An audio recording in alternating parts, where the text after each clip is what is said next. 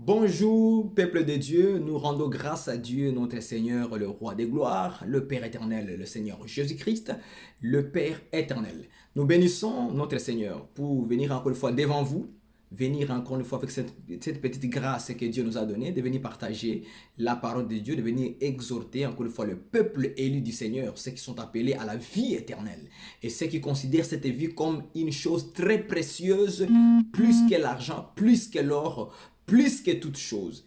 En tout cas, que Dieu vous bénisse parce que c'est avec ce privilège que Dieu nous accorde aujourd'hui que nous pouvons se présenter devant vous. Les souffles que nous avons même, c'est la lampe du Seigneur, c'est la lampe de l'Éternel.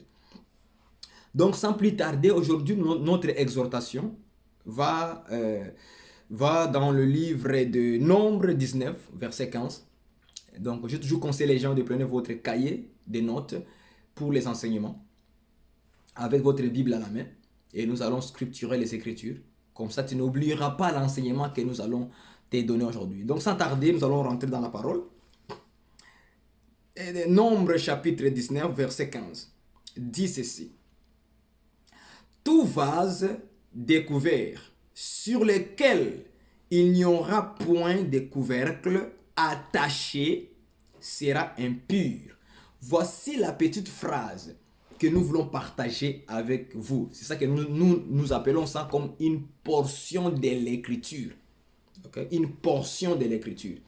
Donc, nous voulons donner le sens, l'explication de cette verset, cette portion de l'écriture. Dans Nombre 19, verset 15, dit ceci. Tout vase découvert sur lequel il n'y aura point de couvercle. Il n'y aura point de couvercle attaché. Il n'y aura point de couvercle attaché. De couvercle attaché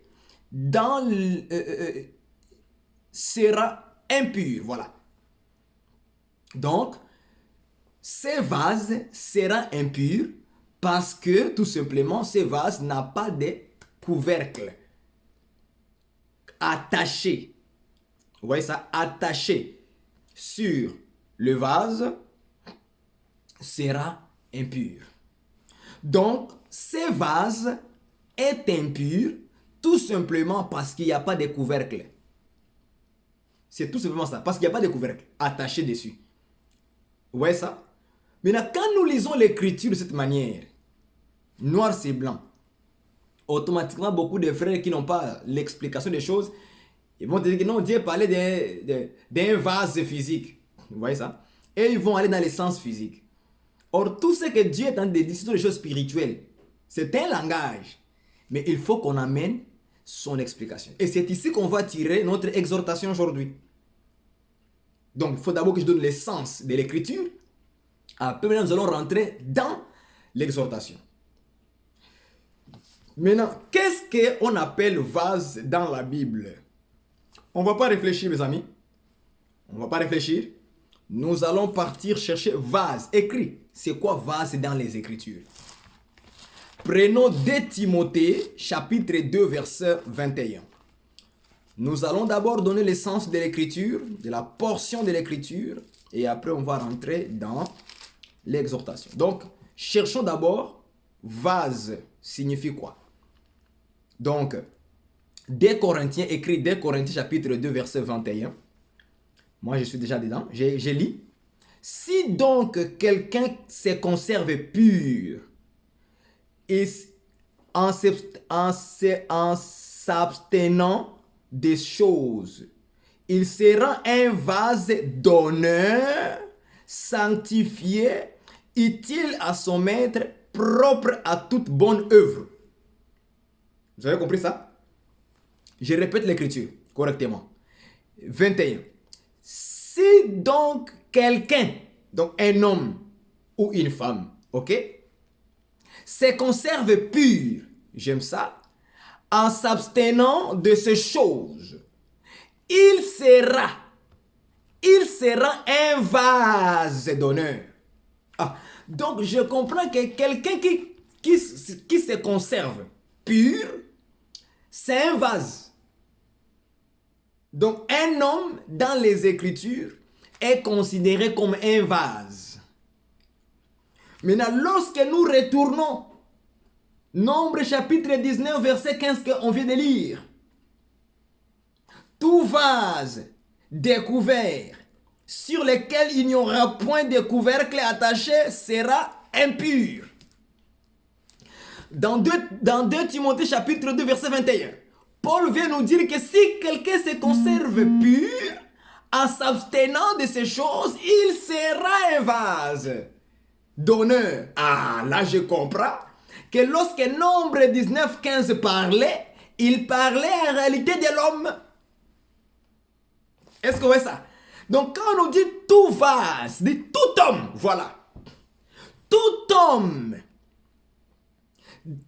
découvert, sur lequel il n'y aura point de couvercle attaché, il sera impur. Est-ce que vous venez de le comprendre? Donc il s'agit des hommes en réalité. Vous voyez maintenant comment les critiques vont être claires. Hein? Donc il s'agit de l'homme.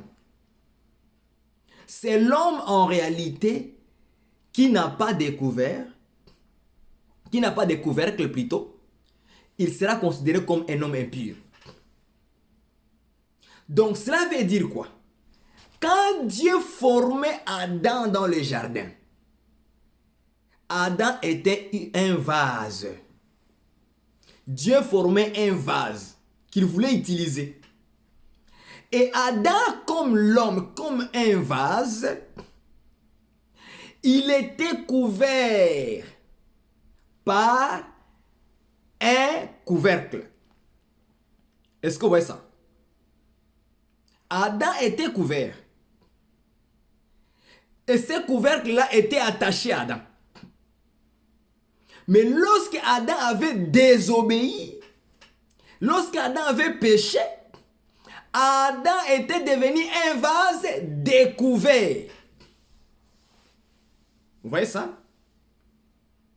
Donc c'est lorsque, comme la Bible dit que tous ont péché, sont privés de la gloire de Dieu. Vous voyez ça? Donc, le couvercle d'Adam, de vase, c'était en fait la gloire. C'est la gloire en réalité qui couvrait Adam.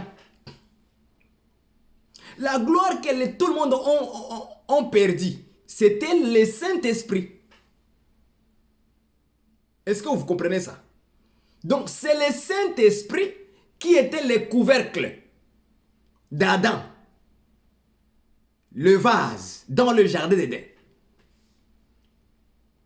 Or, la Bible dit ceci dans Romains, chapitre 5, au verset 12, que le péché est rentré par un seul homme.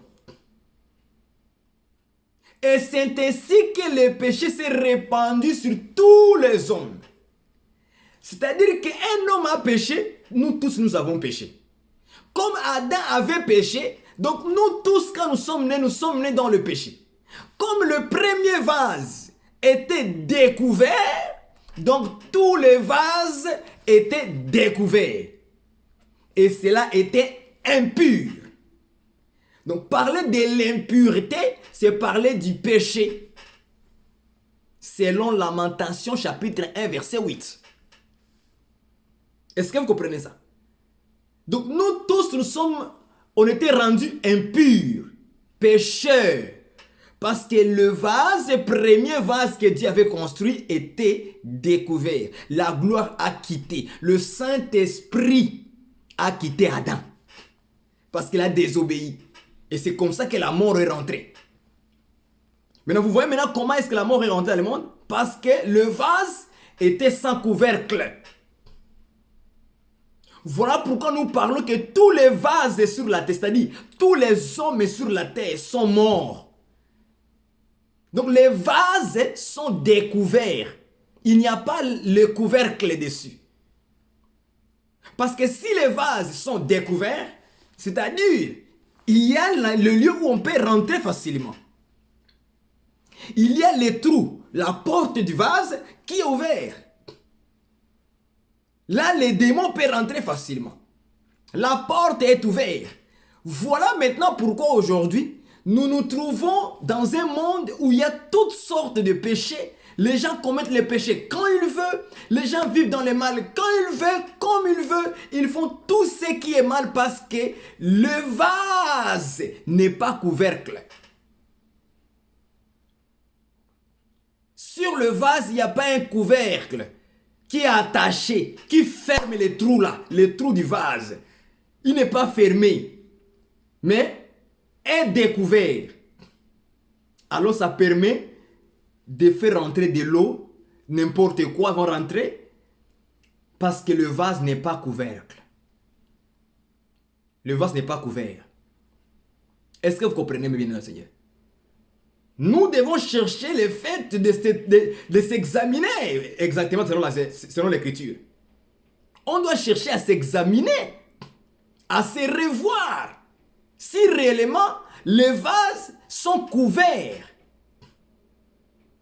Si moi je suis couvert, si toi tu es couvert, aujourd'hui on ne se soucie plus. Ok? On ne se soucie plus de voir si je suis dans le péché ou je suis dérouté, est-ce que je suis perdu. Est-ce que le vase dont je suis, est-ce que ce vase est couvert? C'est à toi de poser la question. Moi aussi également. Que chacun de nous s'examine. De savoir s'il marche dans la vérité, dans la parole, dans la justice de Dieu, dans les bonnes œuvres. Si nous pratiquons réellement la parole du Seigneur. Aujourd'hui, là où je vous parle, frère, avec larmes, beaucoup de vases aujourd'hui ne sont pas couverts. Même si on le voit physiquement, c'est un frère, c'est une sœur, c'est un prédicateur, mais il n'est pas couvert. Ce vase n'est pas couvert. Et c'est comme ça que vous allez voir dans les réactions, dans les œuvres de beaucoup de prédicateurs. Péché, impurité, débauche, adultère, infidélité, mensonge, escroquerie, cupidité, l'idolâtrie. Ça rentre parce que le vase n'est pas couvert. Parce que ta vie, là où tu es ma sœur, là où tu es mon frère, n'est pas couvert. Mais on se contente, on est dans les églises, chanter, danser, louer, tout. Vous pensez que Dieu suit la mélodie? Hein? Vous pensez que Dieu suit la mélodie? Dieu ne suit pas la mélodie, ce n'est pas la mélodie que Dieu suit. Dieu suit, il regarde si le vase est couvert. Si le vase n'est pas couvert, Dieu ne peut pas marcher avec ces vases-là. Ça finira par être détruit et jeté en enfer. Personne ne se soucie aujourd'hui de savoir est-ce que le vase est couvert. Nous avons vu que Paul a dit que c'est lui qui se conserve pur.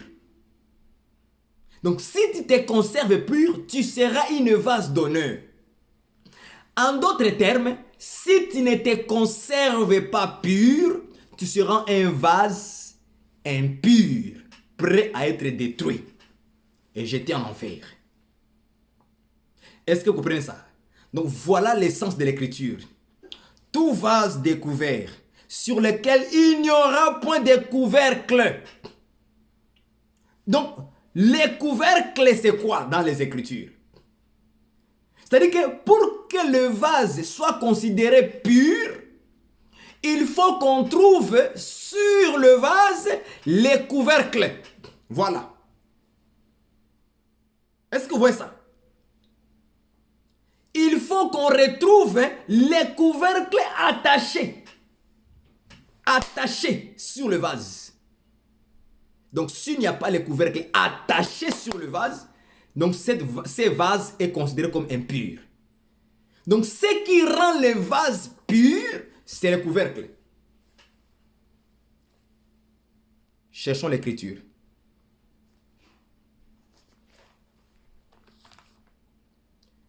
Cherchons l'écriture, je vais vous montrer ça. On va prendre le vase. Prenons Jean chapitre 15, verset 3.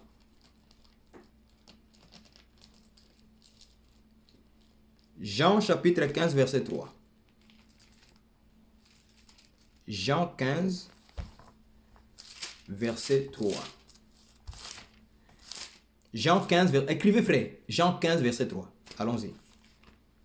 Vous allez voir comment c'est quoi les couvercles?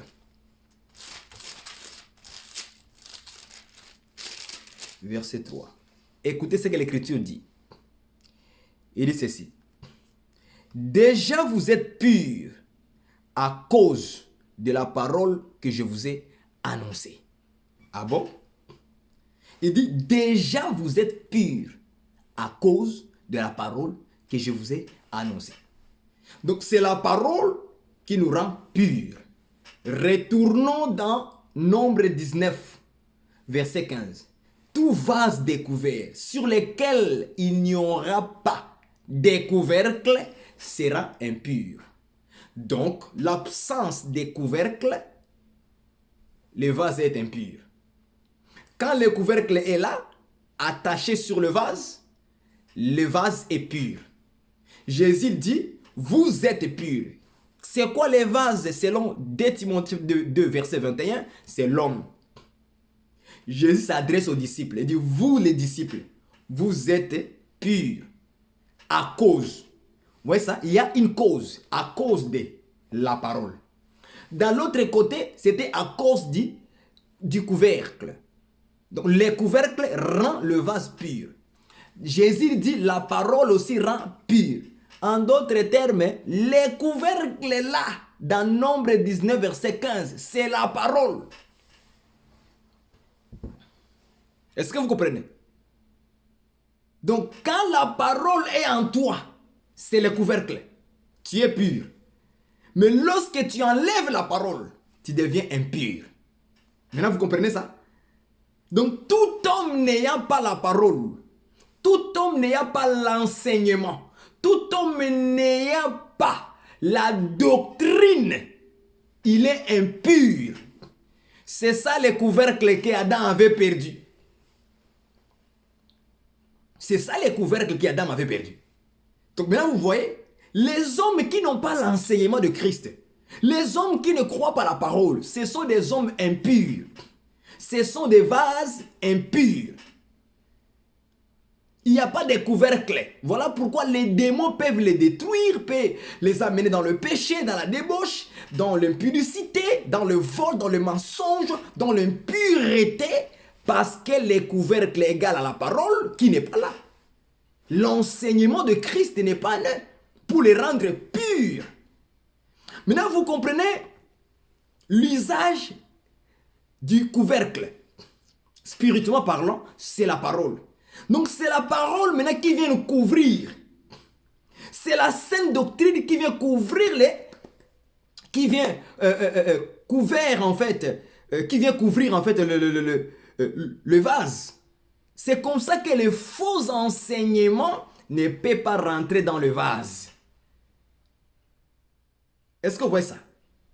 Les faux enseignements ne peuvent pas rentrer dans ton cœur lorsque tu as l'enseignement de Christ. C'est ça, ça veut dire. Lorsque tu as les couvercles, mon frère, ma soeur, attachez-vous à la parole. Prenez les couvercles attachés sur le vase. Attachez, voilà ce que Paul dit par rapport à Timothée. Regarde comment est-ce qu'on s'attache à Dieu. Regarde, je vais te montrer. Paul dit à Timothée, attache-toi à l'enseignement. Donc on peut s'attacher à l'enseignement. On s'attache à l'enseignement. Parce que beaucoup de gens aujourd'hui, mes frères et sœurs, c'est incroyable. Aujourd'hui, nous sommes dans un moment où nous devons beaucoup vérifier des choses. Même les pasteurs là, on doit savoir est-ce que c'est un couvercle, c'est un vase qui est couvert ou un vase qui est découvert. Cherchez à comprendre ces choses, frères. Attacher à l'enseignement, c'est prendre les couvercles et les mettre sur le vase. Quand tu as la bonne doctrine, les bons enseignements qui t'amènent à couvrir le vase, ta vie, ton cœur, en fait que rien ne puisse rentrer. Aujourd'hui, la plupart des gens, ils se font avoir par des faux pasteurs, par des faux frères qui se sont pénétré au milieu de nous, mais ils ne sont pas des nôtres. Ils se sont infiltrés, mais ils ne sont pas des nôtres. Et il s'est fait avoir par ces faux frères-là, tout simplement parce que le vase est découvert. Les vases sont découverts aujourd'hui. Regardez comment les gens sont trompés par des faux pasteurs. Regardez comment les gens croient aux faux messages. Soit des prophéties inventées dans la tête. Comme je vois avec les Francis tentent tout ça là. Je vois ton grand-père était mort ceci en 1953. Vous pensez que ça non, c'est la prophétie? Ça c'est la divination. Non, je vois dans ta vie et je te vois au village. Il y a un grand-père au village, il s'appelle ceci. Son nom c'est Marie. Eh oui, Marie. Ah, Marie. Et puis les gens crient, professeur, professeur. Hein? Comme on dit en anglais là. Les gens pensent que c'est Dieu qui est là-bas avec eux. Oh, ils oublient que la divination aussi peut être pratiquée sans le savoir. Les démons connaissent les gens qui sont morts. Ils connaissent leur date de naissance. Ce n'est pas Dieu ne s'en fout de vos dates de naissance. Dieu s'en fout avec ton grand-père du village qui est mort, ça fait 50 ans, ça fait 10 ans ou quoi ce soir. Dieu a à voir avec les vivants. Ceux qui sont morts, Dieu s'en fout d'eux. Oh non, tu as failli faire un accident dans telle année. Qu'est-ce que ça a à voir avec Dieu? Avec les saluts. Les gens se font avoir parce que les vases sont découverts. Les vases sont découverts, mon frère, ma soeur. Faites attention. Voilà pourquoi dans ces vases-là, dans ta vie, on peut faire verser n'importe quelle eau. L'eau sale, l'eau propre, l'eau sale, l'eau propre, l'eau sale. On fait rentrer dedans. Les démons peuvent rentrer. Sors, va pécher, tu vas pécher. Tu vas commettre l'adultère. Un homme adultère qui ne respecte même pas sa femme. Et puis se dit prédicateur de l'évangile. Il n'a même pas honte. Toi, tu penses que tu trompes Dieu. On ne peut pas, une chose frère, on ne peut pas tromper Dieu. On peut se tromper soi-même en pensant qu'on trompe Dieu. Mais ça, c'est notre intelligence morte. Une pourriture d'intelligence en pensant qu'on trompe Dieu. Mais un jour, Dieu va te mettre nu devant tout le monde. Là, maintenant, tu sauras que Dieu me voyait. Je vous préviens à vous. Ouais. Je nous préviens. Je nous préviens. Moi aussi, je nous préviens, frère, qu'on fasse attention. Il y a beaucoup de vases aujourd'hui qui ne peuvent plus marcher. Plutôt, ils ne sont plus dans la voie du Seigneur. Ils ont oublié la parole, la saine doctrine. Maintenant, ils marchent comme ils veulent. Et ils pensent qu'ils sont avec le Seigneur, mais ils commencent à faire des choses par leur propre volonté. Des frères escrocs, des frères adultères, des frères et ceci, cela, et c'est dit prédicateur de l'évangile. Il vient prêcher devant la télévision. Il vient prêcher par-ci, par-là. Il va aller prêcher ici, par-là. Il va faire des voyages. Il pense que Dieu est avec lui. Mais sa propre vie témoigne que c'est un abominable. Il sait qu'il est abominable. Il sait qu'il vit dans le péché. Il le sait très bien que c'est lui qui vit dans le péché. Mais il va essayer de façon de se protéger. De se protéger comme s'il est saint. Quand il est au milieu de vous, il devient un agneau, frère, saint. Mais lorsqu'il est avec des sœurs, avec les gens là-bas dehors, il commet les abominations. C'est un terroriste qu'il faut fuir. Qu'il faut me chasser au milieu de nous. Il faut le chasser. Tout ça parce que les gens n'ont plus la crainte de Dieu dans leur cœur. Vous savez, frère, ce qui peut nous garder contre les choses du monde, l'envie du monde, le péché, le mal, c'est la crainte de Dieu. Sans la crainte de Dieu, même si nous prêchons des révélations, même si nous prêchons la Bible, noir sur blanc, hein, mais quand il n'y a pas la crainte de Dieu, on n'est pas approuvé par Dieu. On n'est pas approuvé par Dieu. Faisons attention. Regardez si les vases sont découverts ou couverts.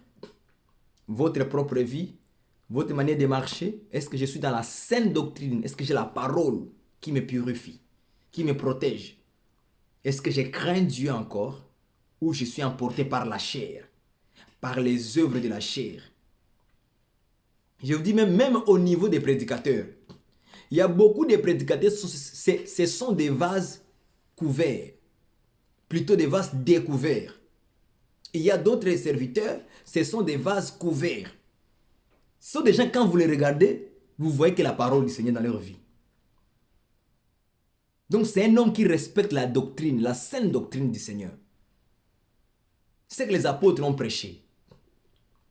Ce sont des gens qui ont la foi ferme, plein d'assurance à la parole du Seigneur. Ils ne changent pas. Mais lorsque vous voyez un homme de Dieu, tantôt il dit ceci, mais dans sa vie il ne pratique pas. Tantôt il dit ceci, il fait ceci, tu vois que non, il n'est pas ferme. Un homme de Dieu qui change de position chaque fois. Dès qu'il écoute telle personne, il change de position. Il change de position. Ce n'est pas un homme de Dieu. Il n'est pas ferme dans la foi.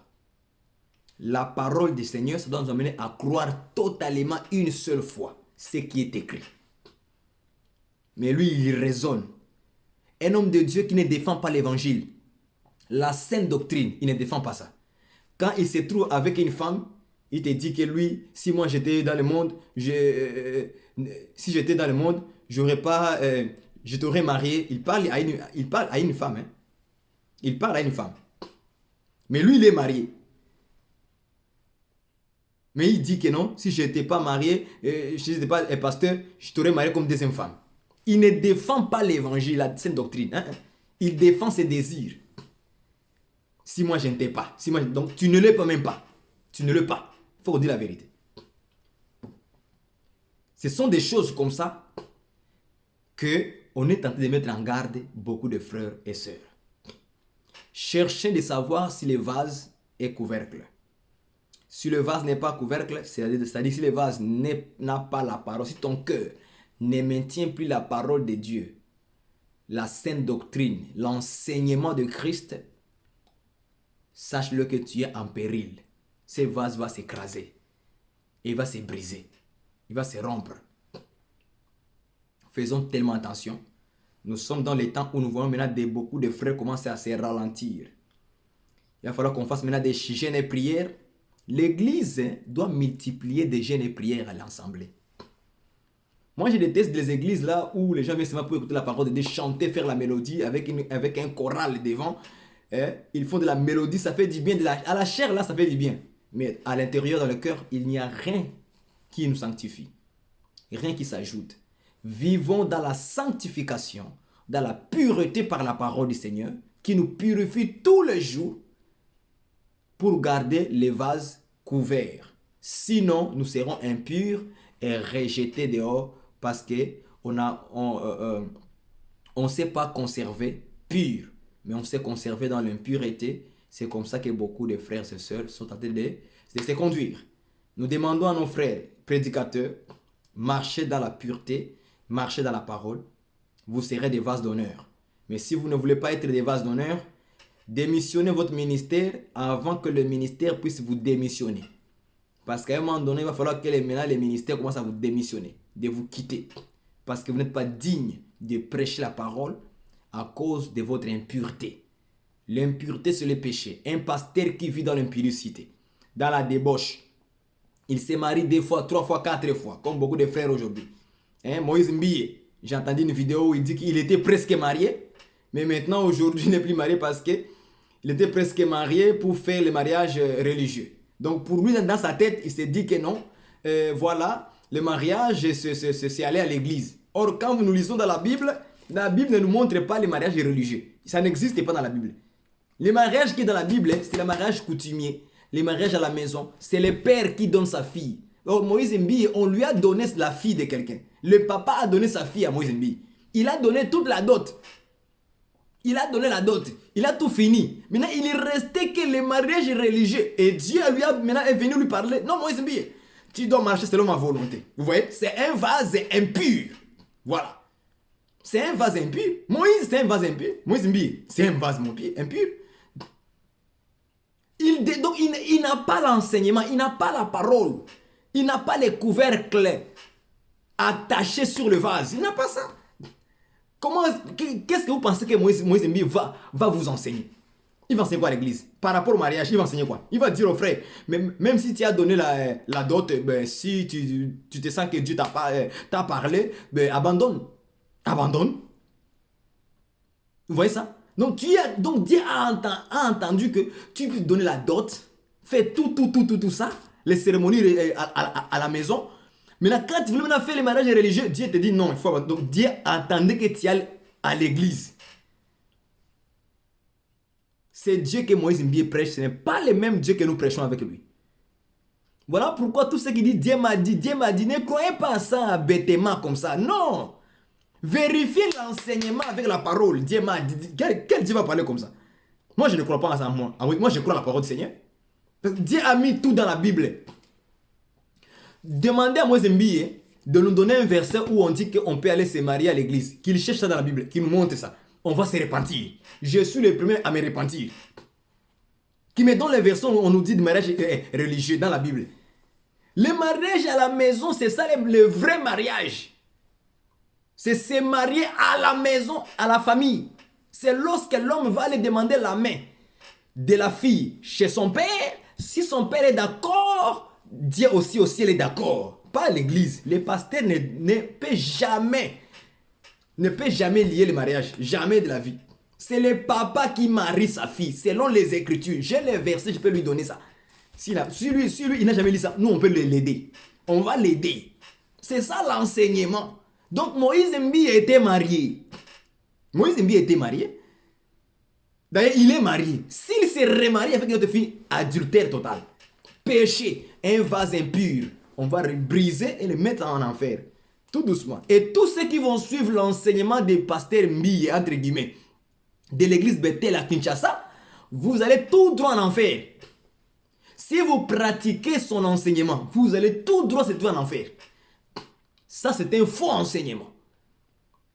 C'est un vase impur. Un homme de Dieu qui se met devant les gens et qui vient prêcher pendant 1 heure du temps. Il nous passe de sa vie à lui. Qu'est-ce que nous on a à voir? On a quitté la maison pour venir t'écouter ta vie à toi parce que tu es pasteur? Non! On est venu écouter le Seigneur Jésus nous parler. La parole. On est venu écouter la parole, pas écouter ton histoire de bêtises comme ça. Je vous préviens, vous les vases impurs. Cherchez la parole qui doit vous purifier. Que Dieu vous bénisse. Pour la prochaine fois, soyez tous